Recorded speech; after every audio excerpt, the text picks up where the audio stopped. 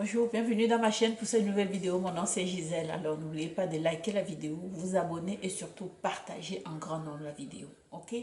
Alors aujourd'hui je vais vous parler de l'histoire d'une jeune femme qui elle est mariée et puis avec son mari ils ont deux enfants. Ok? Donc elle est mariée depuis 5 ans. Ils ont deux jeunes enfants.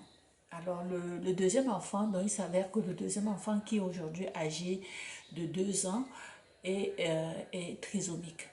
Alors, ce qu'elle me dit, c'est que lorsque l'enfant est né, parce que pendant la grossesse, ils n'ont pas fait le test pour voir, parce qu'elle est encore jeune, donc on n'a pas fait le test pour voir si l'enfant était trisomique ou pas, parce qu'elle était encore jeune. Ok, elle n'était pas éligible à faire le test de façon systématique. Alors, elle a été surprise, donc, de constater que son enfant avait quand même la trisomie. Le médecin avait déjà constaté lors des échographies qu'il y avait comme des anomalies, mais elle n'a pas voulu, elle, la fille, elle n'a pas voulu faire des tests poussés. De toute façon, elle est contre l'avortement, donc ça n'aurait rien changé dans sa situation. Alors, donc, lorsque l'enfant est né, qu'est-ce que son mari a fait? Elle a constaté qu'il a changé. Il est resté avec elle pendant la première année. Il était différent. Il n'a jamais voulu toucher à cet enfant-là, ok? Et c'est un enfant qui est, somme toute, il grandit quand même assez bien, mais son mari a eu comme un dédain, un dégoût pour cet enfant au point où, après 1 an, il a déserté la maison. Il est parti. Il est tout simplement parti. Et là, sa question, c'est quoi? C'est que elle a investi tout ce qu'elle a fait dans le couple. Il y avait le nom de son mari là-dedans. Et c'est elle, c'est une femme qui était et qui travaille beaucoup, dont elle gagnait beaucoup plus que son mari, dont elle a investi et elle mettait le nom de son mari dans tous les investissements. Et la question maintenant qu'elle se pose, c'est quoi? C'est que le gars est parti et elle est prise avec parce que ils ne sont pas encore divorcés, mais il a dit qu'il ne revient plus. Ok? Il a vraiment peur d'avoir un enfant malade. C'est ça qui le terrorise. C'est pas qu'il n'aime pas la fille, mais il n'est plus capable de continuer de s'occuper d'un enfant qui nécessite tellement de soins. Alors, et là, la question pour elle maintenant, c'est comment je vais devoir donner la moitié de mes biens à un gars qui m'a trahi de cette façon, à un gars qui m'abandonne au moment où j'ai le plus besoin d'aide. Il m'abandonne avec l'enfant. Hein? Comment je fais ça? Je vais entamer la procédure de divorce. Elle dit jusqu'à présent, elle ne l'a pas fait parce qu'elle espérait qu'il allait revenir. Et le gars la laisse comme ça.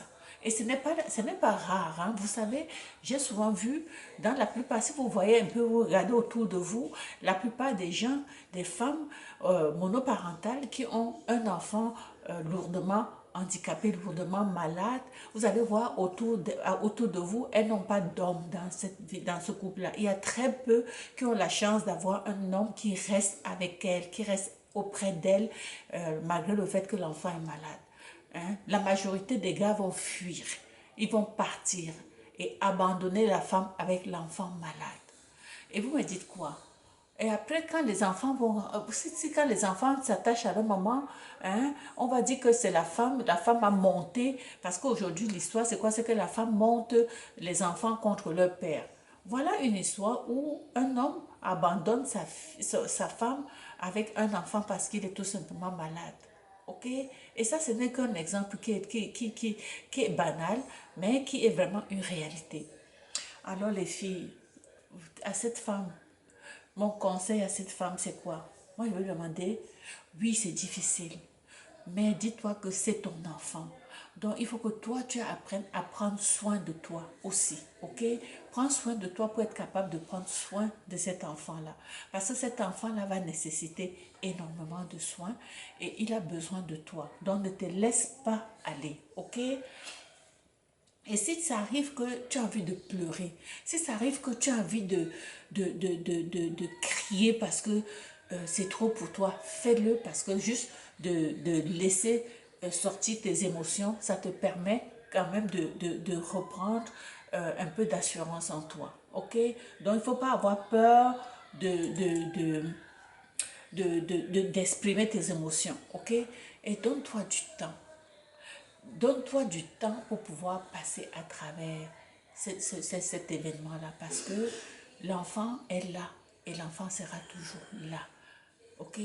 Et n'oublie pas aussi qu'à un moment donné, si tu sens que c'est trop pour toi, il y a des ressources. Il y a même tu as la possibilité de placer ton enfant. Ça, c'est toujours la dernière alternative. Ok?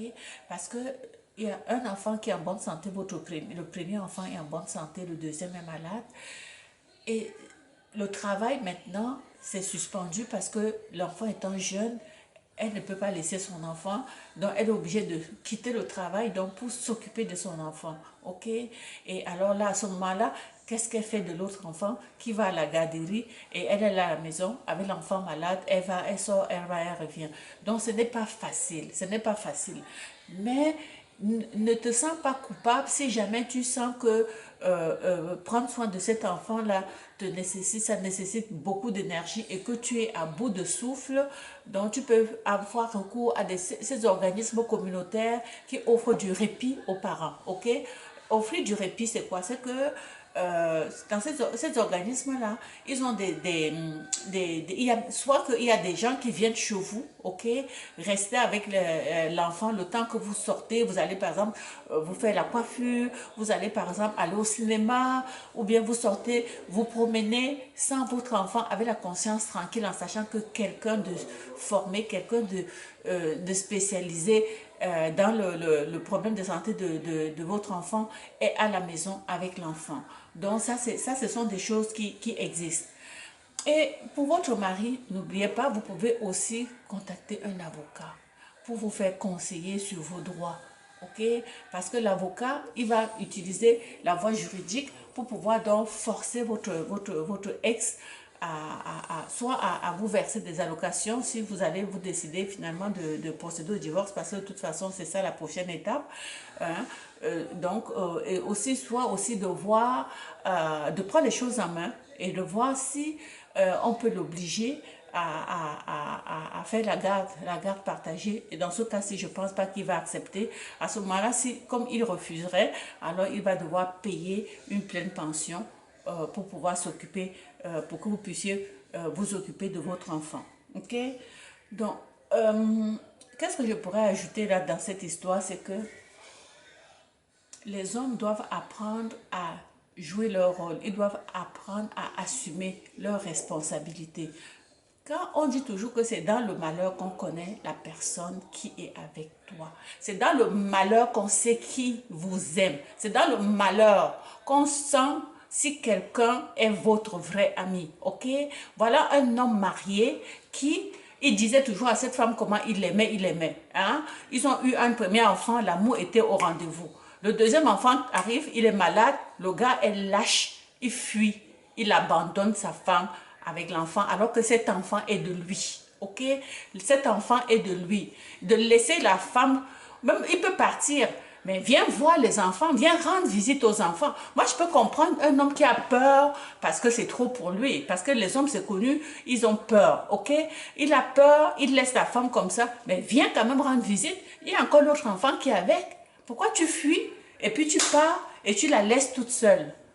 Après, tu vas aller prendre une autre femme. Et même les autres femmes, même une autre femme qui va être avec toi, je ne sais pas si elle connaît l'histoire de cet homme parce que moi, personnellement, si je sors avec un homme, et puis je sais qu'il a abandonné sa femme parce que au moment où elle avait besoin de lui, moi je ne peux pas le compter parce que je sais quel genre d'homme, c'est un lâche. Voilà. Alors sur ce, j'exhorte vraiment toutes les femmes qui sont dans cette situation de faire preuve de courage, ok, de ne pas se sentir découragées parce qu'elles ne sont pas seules.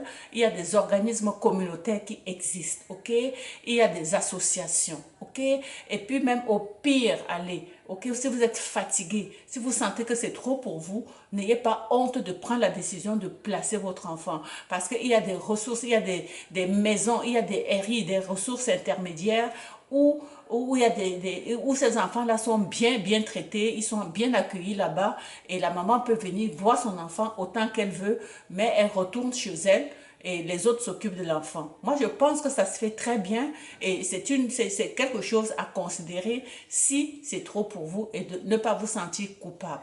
Ok, voilà. Alors, sur ce, je te souhaite, ou bien je vous souhaite une belle journée et on se retrouve pour une prochaine vidéo. Ciao.